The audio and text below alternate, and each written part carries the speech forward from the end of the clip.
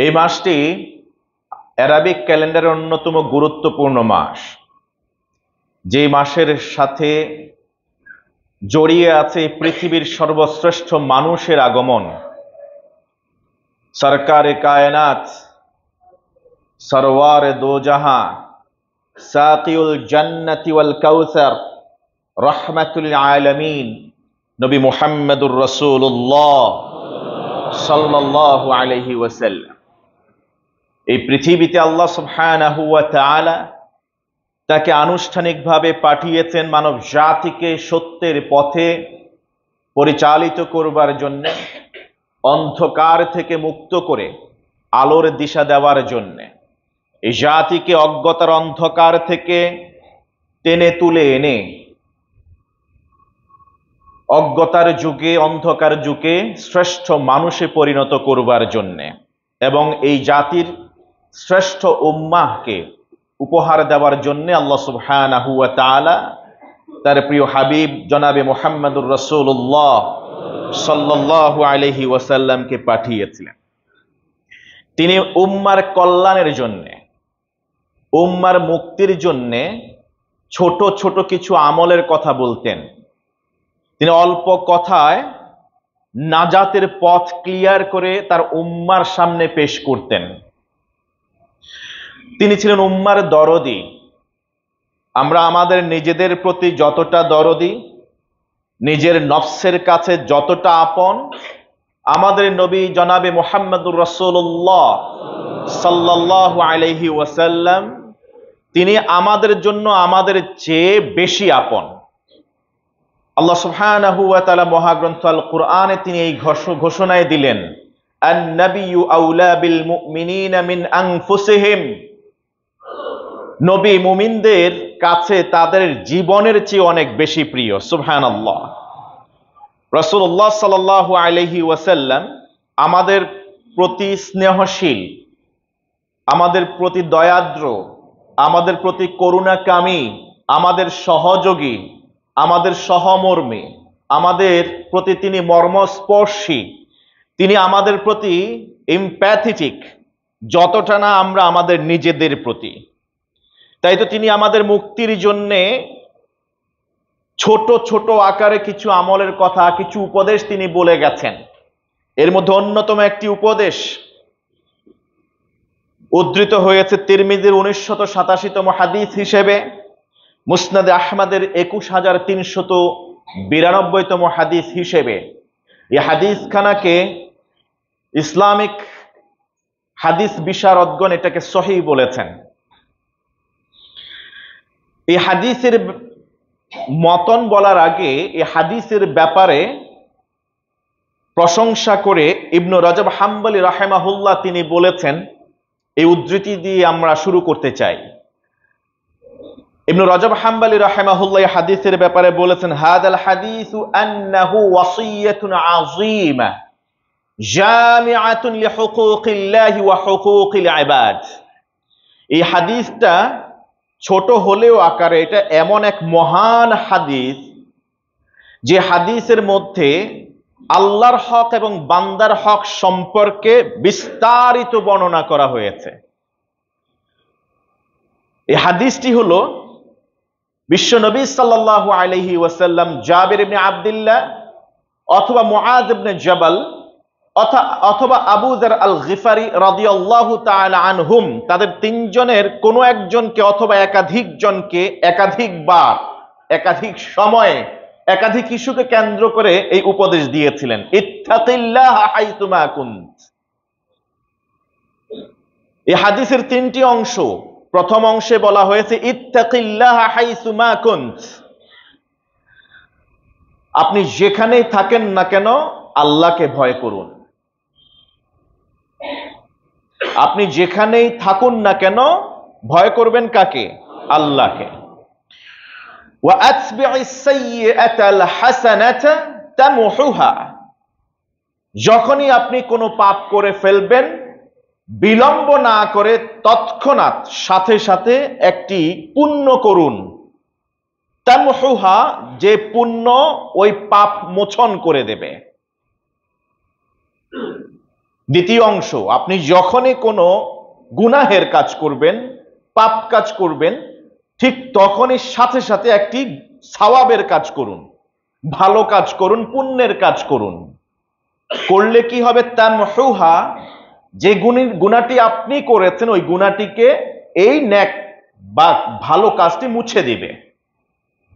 সর্বশেষ অংশ, ওয়া খালিকিন নাসা বিখুলুকিন হাসান, ওয়া খালিকিন নাসা বিখুলুকিন হাসান, আর মানুষের সাথে সর্বোচ্চ সদ্ব্যবহার, উত্তম আচরণ করুন, ভালো ব্যবহার করুন। এই তিনটি কথার মধ্যে শুরুতে এবং শেষে দুটি গুরুত্বপূর্ণ পয়েন্ট। একটা আল্লাহর সাথে সম্পর্কিত, আর একটা বান্দার সাথে সম্পর্কিত। আল্লাহর সাথে যেটা সম্পর্কিত সেটাকে বলা হয় হকুল্লাহ, আর বান্দার সাথে যেটা সম্পর্কিত সেটাকে বলা হয় হকুল ইবাদ। তাই ইবনে রাজব হাম্বলী রাহিমাহুল্লাহ তিনি বললেন, এই হাদিসটা এত ছোট হলেও এত বিশাল অর্থবহ এক হাদিস, যে হাদিসে আল্লাহর হক এবং বান্দার হক সম্পর্কে যাবতীয় নির্দেশনা দেওয়া হয়েছে। সুবহানাল্লাহ। আল্লাহর হক হলো আল্লাহকে ভয় করা, আর বান্দার হক হলো তার সাথে উত্তম আচরণ করা। এর মাঝখানে আল্লাহর গোলামি করতে গিয়ে, মানুষের সাথে মেলামেশা করতে গিয়ে আচরণগত কোনো ত্রুটি হতে পারে, কিংবা আল্লাহর কোনো আদেশ লঙ্ঘন হতে পারে।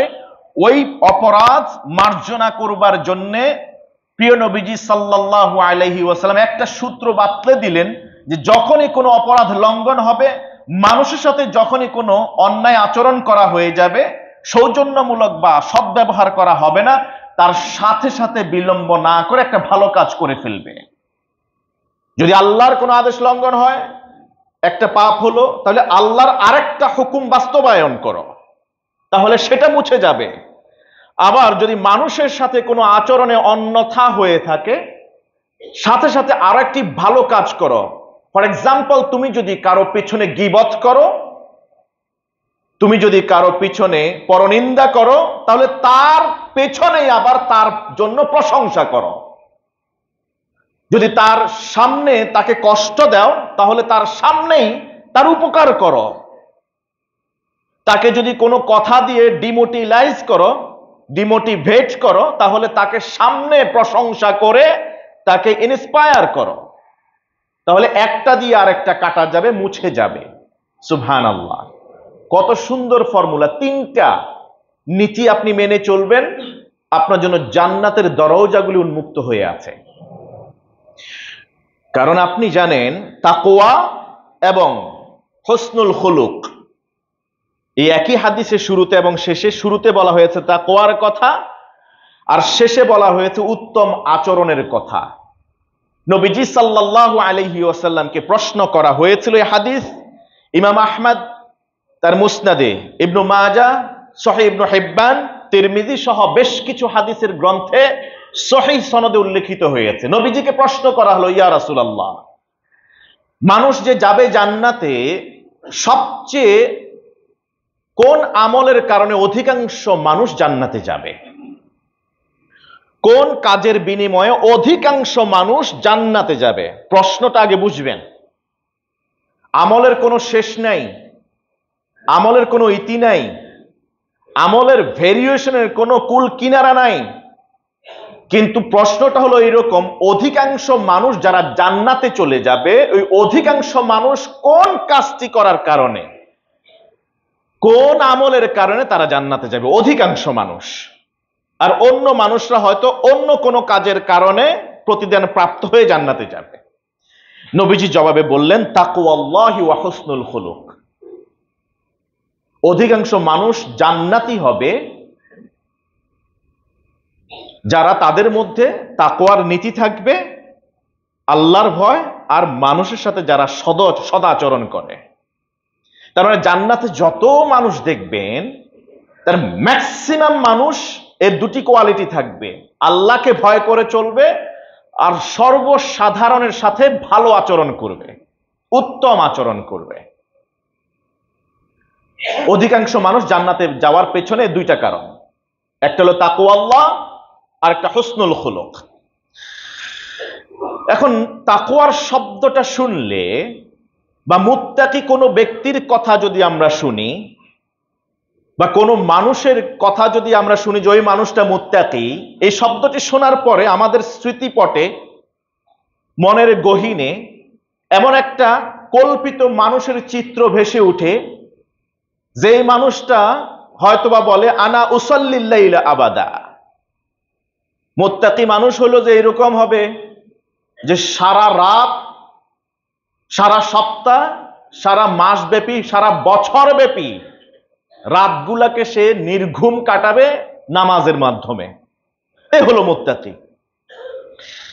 আবার আনা আসুমুদ দাহরা ওয়ালা উফতির, সারা বছর রোজা রাখি, আমি সারা বছর রোজা রাখি, একটা দিনও রোজা ভাঙি না।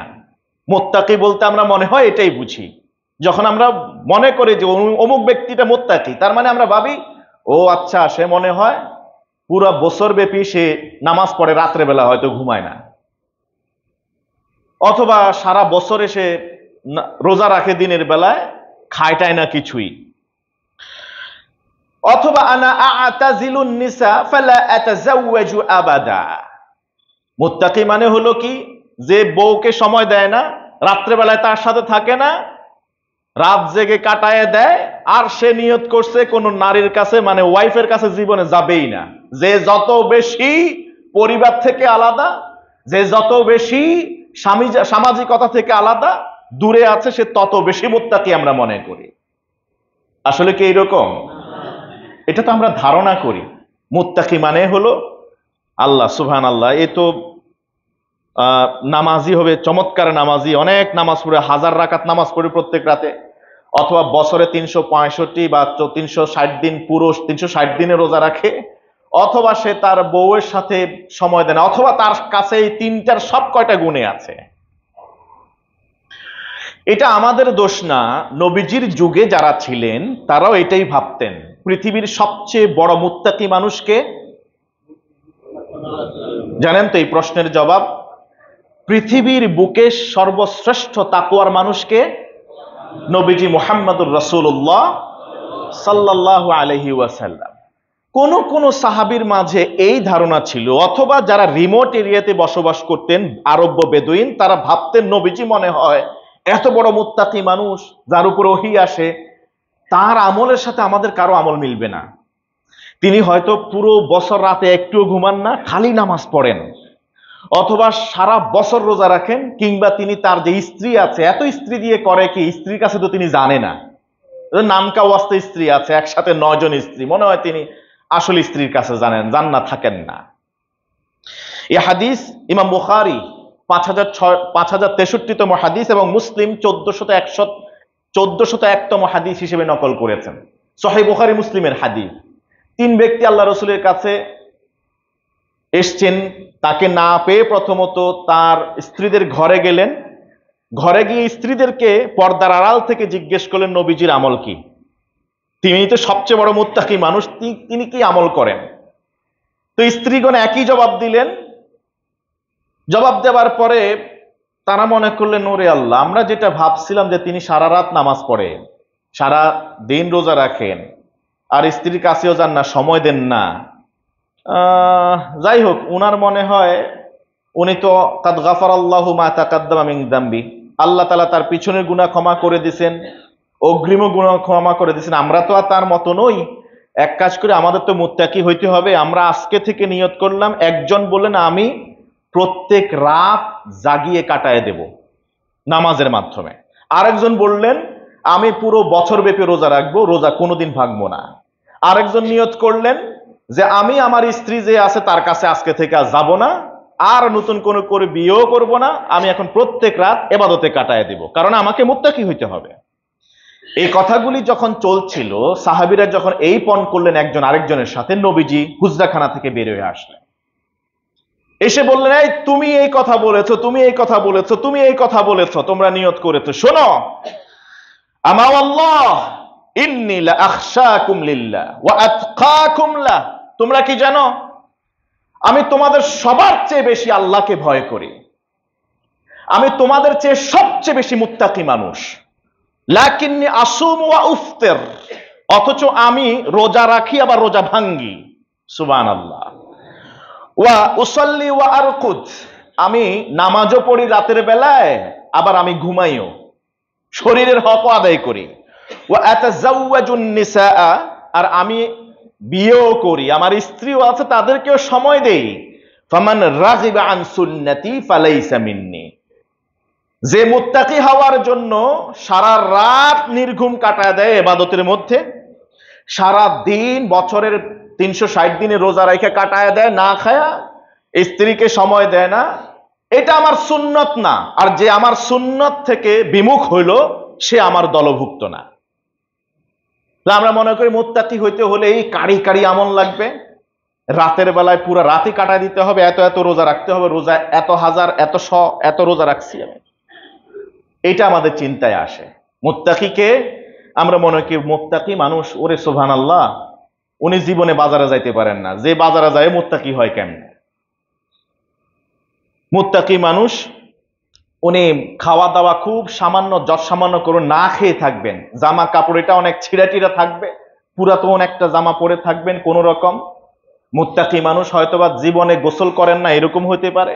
মুত্তাকি মানুষ হয়তোবা দাড়িগুলি এলোমেলো থাকবে, দাড়িগুলি ময়লা দুর্গন্ধযুক্ত থাকবে, ধুলাবালি পরে এগুলি জট বেঁধে গেছে, চুলগুলো একেবারে লম্বা লম্বা হয়ে গেছে, জট বেঁধে গেছে, এটা মনে হয় মুত্তাকি।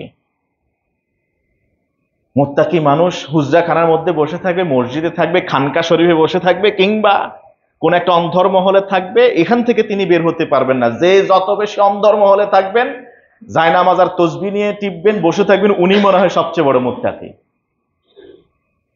এই ধ্যান ধারণা ছিল আরবের কুফফারদের, আরবের মুশরিকদের, এই ধ্যান ধারণা ছিল ইহুদিদের। তাদের পণ্ডিতেরা এটা করতেন, হুজরাখানা থেকে বের হতেন না। তাই তো মহাগ্রন্থ আল কোরআনে সূরা ফুরকানের 7ম আয়াতে তাদের এই ধ্যান ধারণার মুত্তাকির ব্যাপারে আল্লাহ তাআলা তুলে ধরলেন। রাসূলুল্লাহ সাল্লাল্লাহু আলাইহি ওয়াসাল্লামকে যখন তিনি খাবার খান, এটা দেখে তারা অবাক হতেন, আর ইনি খাবার খায় আবার নবীও দাবি করে। তিনি যখন বাজারে যাইতেন, বাজারে দেখলেন না, নবী তো বাজারে যাইতে পারে না, আর মুত্তাকি মানুষ বাজারে কেন, কি কাজ ওনার ওখানে? এই জন্য তারা বলতেন, মালি হাদার রাসূল ইয়াকুলুত তুআম ওয়া ইয়ামশি ফিল আসওয়াক, এটা কেমন রাসূল রে ভাই, যে খাবারও খায় আমাদের মতো করে, আবার বাজারেও দেখি যায়, বাজারও করে দেখি, এটা আবার কেমন রাসূল হতে পারে? আমরা মনে করি যারা মুত্তাকি মানুষ এরা বাজার হাট করবে না, অর্থাৎ সংসার বিরাগী হবে, কোনো কাজ কর্মে ওনাদেরকে পাওয়া যাবে না, ওনারা শুধু আল্লাহ বিল্লাহ করবেন। মুত্তাকি মানুষ হলে উনি জীবনে হাসবেন না, ওনারা সালাম দিলে উনি জীবনে মুচকি হেসে কথা বলবেন না। মুত্তাকি মানুষ বলতে আমরা একটু গুরু গম্ভীর থাকবে, নড়াচড়া কম করবে, হ্যাঁ, উনি মুসাফাহা করতে ইতস্তত করবে, একবার বেশি দুইবার করবেন না, এটাই তো আমরা মনে করি অনেক সময়। মুত্তাকি মানুষ উনি হাসবেন না, বেশি হাসলা হাসা এটা মুত্তাকিদের শোভা পায় না। সুবহানাল্লাহ, হাদিস কি তাই বলে? নবীজি সাল্লাল্লাহু আলাইহি সাল্লাম বললেন, তাবাসসুমুকা ফি ওয়াজহি আখিকা লাকা সাদাকা, তুমি মুচকি হেসে তোমার ভাইয়ের সাথে কথা বলবা, এটাই সাদাকা। সুবহানাল্লাহ। আর আমরা যত বেশি মুত্তাকি বড় আলেম দাবি করি, আমরা তত বেশি মুখ গোমরা করে বসে থাকি। যে যত বেশি আল্লাহওয়ালা নিজেদেরকে ভাবি, আমরা মানুষের সাথে সুন্দর কথা মুচকি হেসে কথাই বলতে পারি না, সালাম তো দেই না, সালাম দিলেও জবাবটা ঠিক মতো এটা হাসি মুখে নিতে জানি না। মানে আমি কি রং? কথা বলেন। নবীজি হাসতেন না? তিনি হাসতেন, তিনি হাসাতেন। আপনি হয়তো এতদিন জানতেন তিনি হাসতেন, অথবা জানতেন না যে তিনি হাসতেন। তিনি হাসতেন না শুধু, তিনি হাসাতেনও মানুষকে। সুবহানাল্লাহ। হাদিস সহিহ বুখারী মুসলিমে উদ্ধৃত হয়েছে।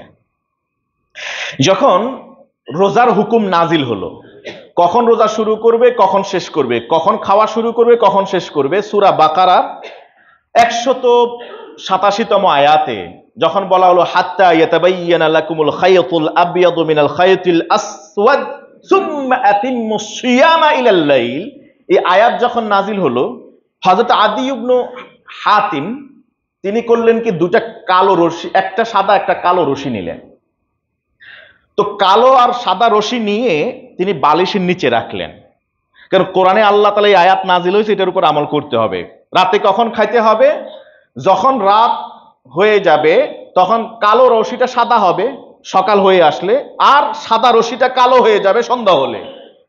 উনি ভাবছেন এইটা, কারণ এখানে আল্লাহ তাআলা রশির কথা বলেন, হাত্তা ইয়াতাবাইয়ানা লাকুমুল খায়তুল আবিয়াদ মিনাল খায়তিল আসওয়াদ। কালো সাদা হবে, সাদা কালো হয়ে যাবে। উনি মনে করছেন কি, রশি যদি দুইটারে রাখি, ওই যে যখন আলো হবে তখন একটা কালোটা সাদা হবে আর সাদাটা কি হবে? কালো হয়ে যাবে। উনি এই আমল করতে গেলেন। আয়াতটা পাওয়ার পরে বালিশের নিচে করলেন কি, দুইটা রশি রাখলেন।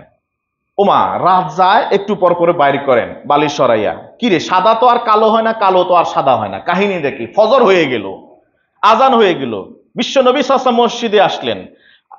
আদি ইবনে হাতেম তিনিও মসজিদে এসে আল্লাহ রাসূলকে বলেন, ইয়া রাসূলুল্লাহ, আমি তো আজকে রোজা রাখার নিয়তে খাইতে গেছিলাম, আর এই কোরআনের আয়াত 187তম আয়াত সূরা বাকারার উপর আমল করতে গেছি।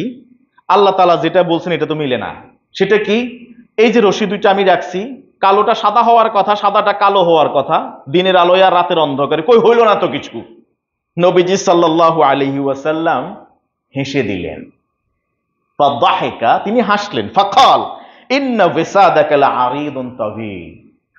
নবীজি সাল্লাল্লাহু আলাইহি ওয়াসাল্লাম এমন এক কথা বললেন, আদি, তোমার কি বলা হয়, বালিশটা মনে হয় এটা লম্বা খুব বেশি।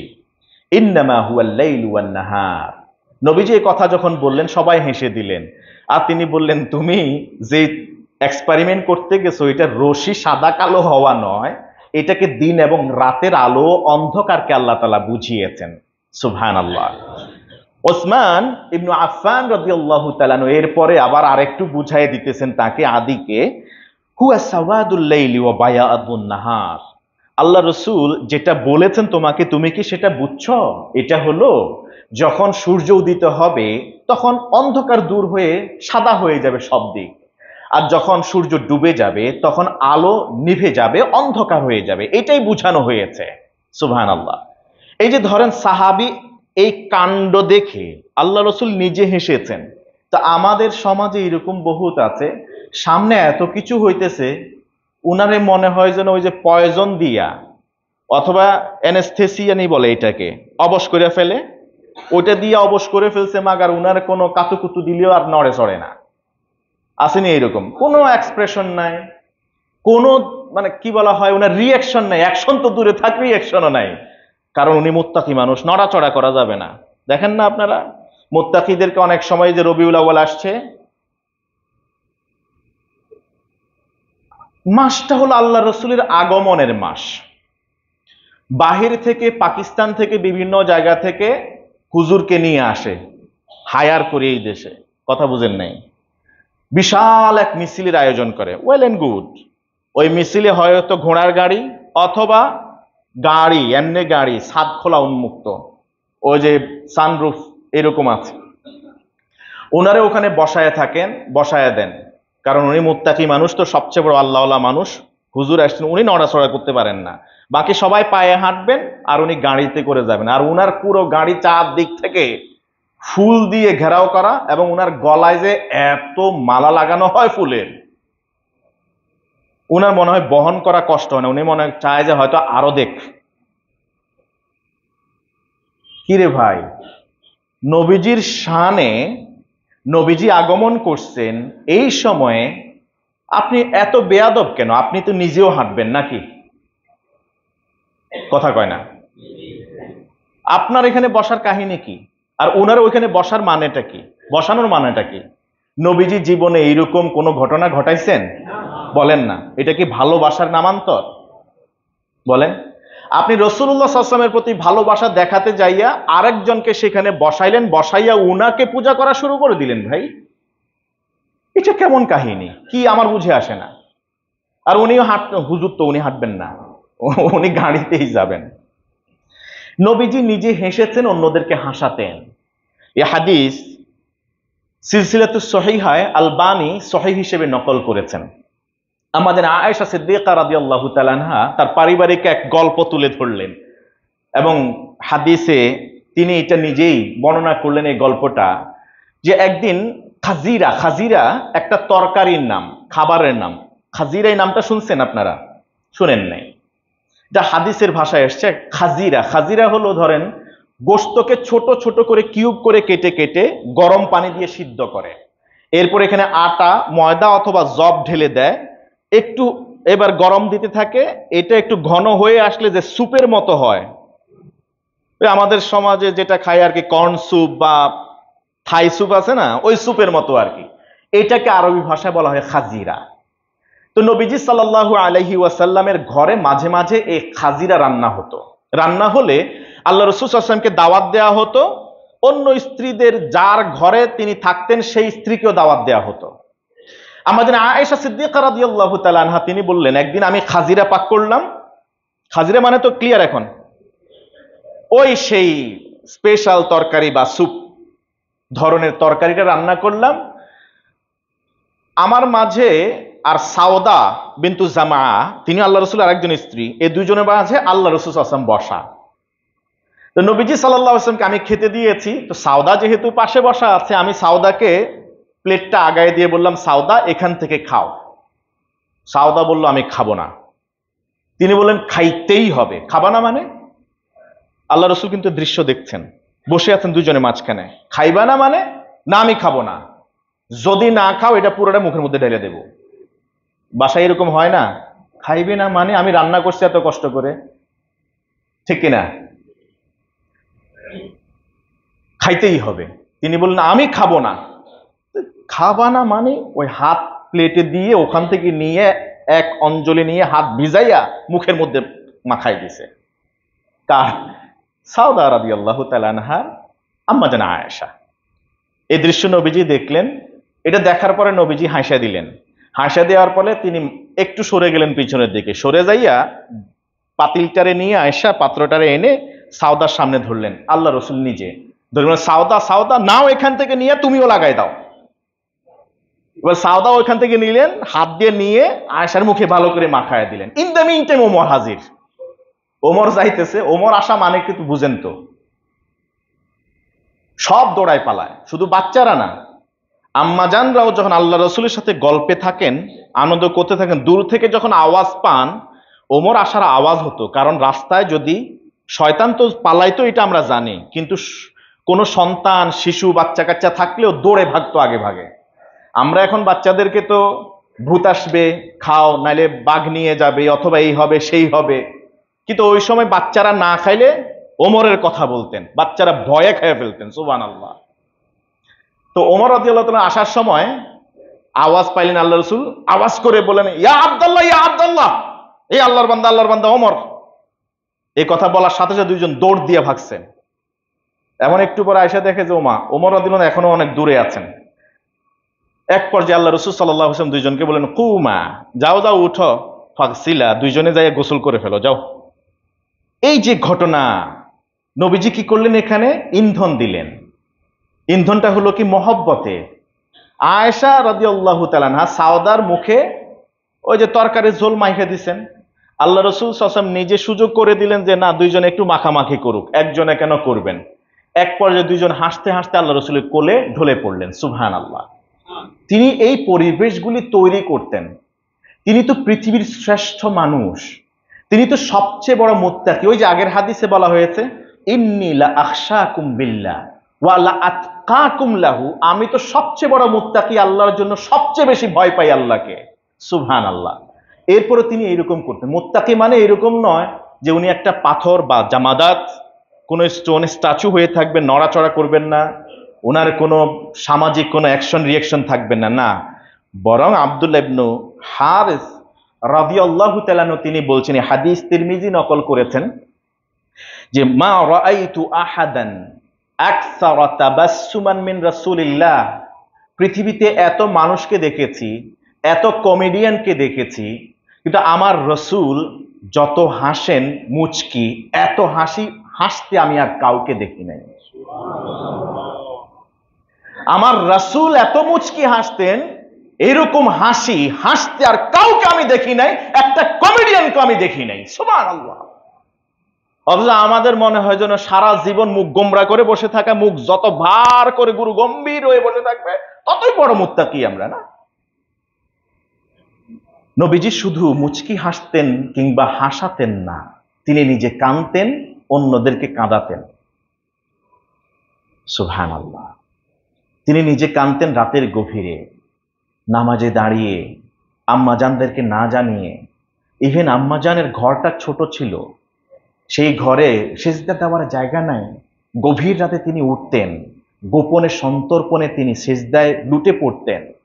কখনো কখনো দাঁড়ানো অবস্থায় এমন কান্না আসতো, মুখে কোনো আওয়াজ নাই, হৃদয়ের ভিতরে যে গুঞ্জরণ কান্না, সে কান্না সাহাবীরা দূর থেকে শুনতে পেতেন। এ হাদিস আবু দাউদ তিরমিজি তার শামায়েলে সহিহ সনদে নকল করেছেন। আব্দুল্লাহ ইবনে শিখির রাদিয়াল্লাহু তাআলা আনহু তিনি বললেন, আতাইতু রাসূলুল্লাহি সাল্লাল্লাহু আলাইহি ওয়াসাল্লাম ওয়া হুয়া ইউসাল্লি। I came to Prophet Muhammad sallallahu alaihi wasallam when he was praying. আমি আল্লাহ রাসূলের সাথে সাক্ষাৎ করতে গেলাম যখন তিনি নামাজে দাঁড়িয়ে গেছেন। আমি গিয়ে দেখলাম তিনি নামাজে দাঁড়িয়েছেন। ওয়ালি জাউফিহি আজিজুন কা আজিজিল মিরজাল মিনাল বুকা। আমি গিয়ে দেখলাম there was a sound from his chest like the sound of water boiling. That means he was weeping. আমি গিয়ে দেখলাম নবীজি নামাজে দাঁড়ানো, নবীজির বুকের ভিতর থেকে এমন একটা আওয়াজ আসতেছে, ওই আওয়াজের তুলনা আমি করতে পারি এইভাবে, কোনো মানুষ পানিকে চুলার উপরে বসাইছে, সেটাকে যখন ফুটিয়ে তুলছে যে টকবক টকবক আওয়াজ হয়, ওই পানি ফোটানোর আওয়াজের মতো বিশ্বনবীর বুকের ভিতর থেকে কান্নার আওয়াজ বের হচ্ছিল। আমাদের সমাজে অনেকে আছে শুধু হাসে আর হাসে, শুধু হাসে আর হাসে, কানতে তাকে দেখা যায় না। আমার নবী অট্র হাসি হাসতেন না, মুচকি হাসি হাসতেন। আর অট্র হাসি হাসতে তিনি নিষেধ করেছেন এইভাবে, লা তুকসিরুদ দাহিক, তোমরা অতি মাত্রায় অট্র হাসি হেসো না, ফা ইন্না কাসরাতাদ দাহিকি তুমিতুল কালবা, কারণ যে বেশি হাসে ওই হাসার কারণে তার অন্তরটা মরে যায়, অন্তর আর জীবিত থাকে না, ওটাতে ছাউনি পড়ে যায়, ওটা ভালো আর দেখে না, আল্লাহর ভয় ওই অন্তরে আর জাগ্রত হয় না। ইবনু মাজাহ এই হাদিস নকল করেছেন। নবীজি সাল্লাল্লাহু আলাইহি ওয়াসাল্লাম নিজে নামাজে কাঁদতেন, কোরআন তেলাওয়াত করতে বসলে তিনি অঝরে কাঁদতেন। যখন সূরা ইব্রাহিমের 36তম আয়াত তিনি পড়তে গেলেন, তখন দেখলেন রব্বি ইন্নাহুন্না আদলালনা কাসীরাম মিনান নাস ফামান তাবিআনি ফাইন্নাহু মিন্নি ওয়া মান আসানি ফাইন্নাকা গফুরুর রহিম। সূরা ইব্রাহিমের 36তম আয়াত পড়তে গিয়ে তিনি থমে গেলেন। দেখলেন ইব্রাহিম আলাইহিস সালাতু ওয়াস সালাম এখানে দোয়া করছেন, কি বলা হয়, নূহ আলাইহিস সালাতু ওয়াস সালাম দোয়া করলেন রব্বি ইন্নাহুন্না আদলালনা কাসীরাম মিনান নাস। ইব্রাহিম আলাইহিস সালামের প্রসঙ্গ এটি, যে হে আল্লাহ, এই যে প্রতিমাগুলি, এগুলি অধিকাংশ মানুষকে পথভ্রষ্ট করেছে, অতএব যারা ঈমান আনয়ন করে নাই তাদের যারা এনেছে ঈমান এবং যারা আনে নাই তাদের ফয়সালার ভার আপনার হাতে। আমার উম্মতের মধ্যে ফামান তাবিআনি ফাইন্নাহু মিন্নি, যে আমার অনুসরণ করেছে সে আমার দলভুক্ত, ওয়া মান আসানি ফাইন্নাকা গফুরুর রহিম, যে আমার অবাধ্য হয়েছে আপনি চাইলে তারে ক্ষমা করে দিতে পারেন, কারণ আপনি ক্ষমাশীল। এই আয়াত পড়ে আবার তিনি পড়তে শুরু করলেন। সূরা আল মায়েদার 118তম আয়াতে তিনি দৃষ্টি নিবদ্ধ করলেন। এই হাদিস সহিহ মুসলিমের 202তম হাদিস। নবীজি সাল্লাল্লাহু আলাইহি ওয়াসাল্লাম সেখানে নবী নূহ আলাইহিস সালাতু ওয়াস সালামের উম্মতের কথা তিনি পড়লেন, ইন তুআযিবহুম ফাইন্নাহুম ইবাদুক ওয়া ইন তাগফির লাহুম ফাইন্নাকা আনতাল আজিজুল হাকীম। নবী নূহ আলাইহিস সালাম 950 বছর দাওয়াত দেওয়ার পরে রব্বে কারীমের কাছে তিনি প্রার্থনা করছেন, আল্লাহ, আপনি যদি তাদেরকে ক্ষমা করেন তবে তারা তো আপনার বান্দাই ক্ষমা করতে পারেন, আপনি যদি তাদেরকে আযাব দেন দিতে পারেন, তারা আপনার বান্দা, ওয়া ইন তাগফির লাহুম, যদি আপনি তাদেরকে ক্ষমা করেন, ফাইন্নাকা আনতাল আজিজুল হাকীম, আপনি মহাপরাক্রমশালী, আপনি বিজ্ঞানময়, আপনি মহাপ্রজ্ঞাবান, আপনি চাইলে তাদেরকে শাস্তিও দিতে পারেন কিংবা ক্ষমাও করতে পারেন। এই দুই নবীর উম্মতের কথা দুই নবীর কাছ থেকে যখন শুনলেন, যে আল্লাহ রাসূল ভাবলেন, হায় হায়, এই নবীরা নিজেদের উম্মতের ব্যাপারে ডিরেক্ট কোনো ফরিয়াদ কিংবা নাজাতের জন্য বলেন নাই, না ইব্রাহিম আলাইহিস সালাম বলেছেন, না নূহ আলাইহিস সালাম, এই দুই নবী তাদের উম্মতের ব্যাপারে স্পষ্ট আল্লাহর কাছে ক্ষমা প্রার্থনা করেন নাই, বরং আল্লাহর কাছে দায়িত্ব ছেড়ে দিয়েছেন। যদি তারা, আপনি ক্ষমা করলে করতে পারেন, শাস্তি দিলেও দিতে পারেন। যদি আমার অনুগত হয় তাহলে আপনার বান্দা তারা, আর যদি তারা অনুগত না হয় তাহলে আপনার উপরে দায়ভার ছেড়ে দিলাম। আমার নবী এবার সিজদায় লুটে পড়লেন। আমার উম্মত সিজদায় গিয়ে একটাই কথা, আল্লাহুম্মা উম্মতি, আল্লাহুম্মা উম্মতি। আল্লাহ, আমি আর কিছু চাই না, আমি আমার উম্মতকে চাই, আমার উম্মতকে ক্ষমা করে দিন, আমার উম্মতকে ক্ষমা করে দিন। বর্ণনাকারী সাহাবী তিনি বলেন, নবীজি সাল্লাল্লাহু আলাইহি ওয়াসাল্লাম সিজদায় পড়ে গুণ জড়িয়ে কাঁদছিলেন, আর সিজদা থেকে মাথা উঠাচ্ছিলেন না। আরশে আজিমের মালিক ভোর রাতে নবীজির এই দৃশ্য অবলোকন করলেন। জিবরিলকে বললেন, জিবরিল, এই মুহূর্তে তুমি আমার নবীর হুজরাখানায় যাও, গিয়ে আমার নবীকে সিজদা থেকে উঠতে বলো। জিবরিল আলাইহিস সালাম হুজরাখানায় হাজির, এসে আল্লাহ রাসূল সাল্লাল্লাহু আলাইহি ওয়াসাল্লামকে সালাম করলেন। আসসালামু আলাইকা ইয়া রাসূলুল্লাহ, সালাম দিলেন। নবীজি তখন সিজদার মধ্যেই রইলেন। জিবরিল বললেন, ইয়া রাসূলুল্লাহ, আল্লাহ তাআলা জানতে চেয়েছেন আপনি কি চান। যদিও তিনি জানেন, আল্লাহ যদিও জানেন আপনি কি চান, তারপরও তিনি আপনার কাছ থেকে আপনার মুখে শুনতে চান, আমাকে পাঠিয়েছেন আপনি কি চান। নবীজি সিজদারত অবস্থায় বলেন, আল্লাহুম্মা উম্মতি, আল্লাহ, আমি চাই আমার উম্মতকে আপনি ক্ষমা করে দিন। জিবরিল আল্লাহর কাছে বললেন, আয় রাব্বাল আলামিন, আপনার হাবিব পেয়ারা নবী তো তার উম্মতের জন্য কান্নাকাটি করছেন।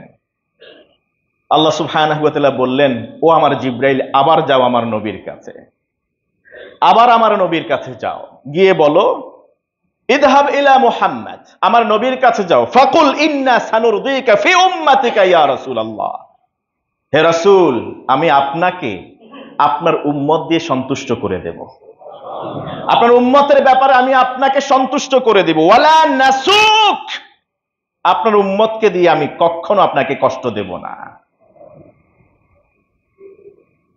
সূরা দোহার আয়াত নাজিল হয়ে গেল। কি আয়াত নাজিল হলো? ওয়ালা সাউফা ইউতিকা রাব্বুকা ফাতারদা, ওয়ালা সাউফা ইউতিকা রাব্বুকা ফাতারদা, যে অচিরেই রব আপনাকে এমন কিছু দিবেন যা পেয়ে আপনি সন্তুষ্ট হয়ে যাবেন। সুবহানাল্লাহ। ওই সেম সিজদা আবার দিবেন তিনি হাসরের ময়দানে। ওই হাসরের ময়দানে সিজদা দেওয়ার পরে রব্বে করিম বলবেন, ইয়া মুহাম্মদ ইরফা রাসাক ওয়াসাল তুতা ওয়াশফা তুশফা। সুবহানাল্লাহ। হে মুহাম্মদ, মাথা উঠান। দুনিয়াতে তো আপনি জীবদ্দশায় রাতের গহীনে আপনি এভাবে সিজদায় উম্মতের জন্য কেঁদেছেন, আজকে আমার সামনে হাসরের ময়দানে এখানেও কাঁদবেন, হতে পারে না।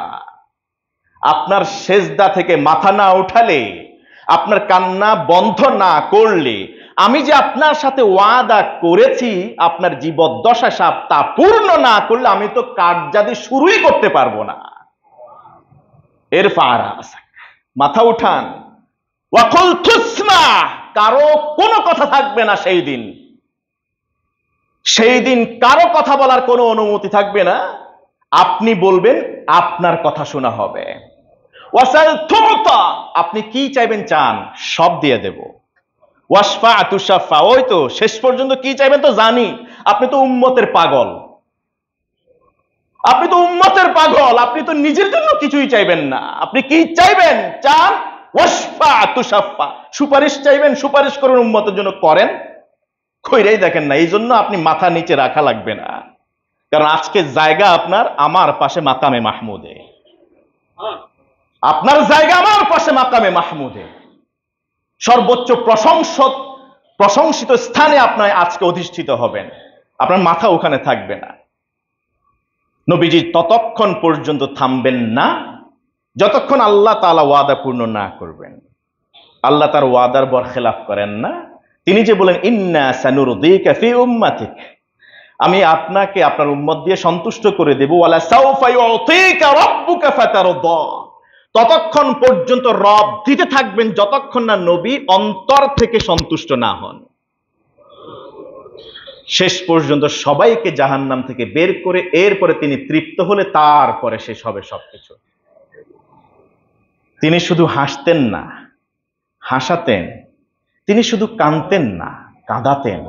তিনি উম্মতের মায়ায় নিজে কাঁদতেন, অঝরে কাঁদতেন। কেঁদেছেন এই পৃথিবীতে, কাঁদবেন তিনি আখিরাতে। কেঁদেছেন এই পৃথিবীতে, ও সেই আম্মাজান আয়েশার ছোট্ট এই কুঠিরে ঘরের ভিতরে সেজদায় পড়ে, লুটিয়ে পড়ে কাঁদবেন সেই বিশাল হাসরের ময়দানে, অসংখ্য অগণিত নবী রাসূল এবং তাদের উম্মতদের সামনে সেজদায় লুটে পড়ে, সেখানেও তিনি কাঁদবেন।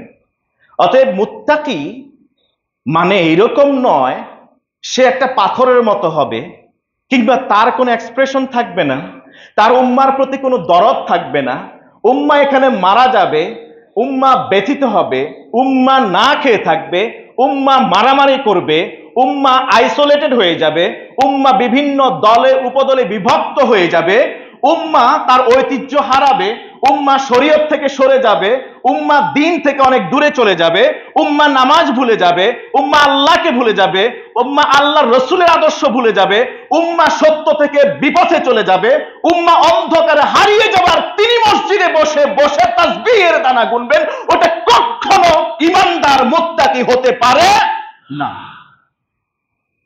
একজন মুত্তাকি সবচেয়ে বেশি আল্লাহকে ভয় করবে, সবচেয়ে বেশি পরোপকার হবে, সবচেয়ে বেশি পরকল্যাণে তিনি চিন্তা করবেন। যদি তার জীবন যায় যাবে, তারপরে সে কল্যাণের কথা চিন্তা করবে। মুসলিম উম্মাকে নিয়ে তিনি ভাববেন, তিনি নিজে একাকে নিয়ে ভাববেন না। যে ব্যক্তি শুধু নিজেকে নিয়ে ভাবেন, নিজের তোষামদিকে নিয়ে থাকেন, নিজে সেফ জোনে থাকার চেষ্টা করেন, নিজে জিহাদ দিন বাস্তবায়ন এগুলা নিয়ে যদি তার কোনো ফিকির না থাকে, সে সত্যিকারের মুত্তাকি হতে পারে না। এটা আল্লাহ রসুল এবং তার সাহাবীদের বৈশিষ্ট্য ছিল না। আসুন আমরা প্রত্যেকে দিনকে যেভাবে পেয়েছি, বিশ্বনবী যে সুন্নাহ আমাদের জন্য রেখে গেছেন, যে ইসলাম জীবন ব্যবস্থা তিনি রেখে গেছেন, কমপ্লিট ইসলামে আমরা দাখিল হই, সেটা মানার চেষ্টা করি। আল্লাহ তাআলা আমাদের তৌফিক দান করুন। সুবহানাকাল্লাহুম্মা বিহামদিকা আশহাদু আল্লা ইলাহা ইল্লা আনতা আস্তাগফিরুকা ওয়া আতুবু ইলাইক।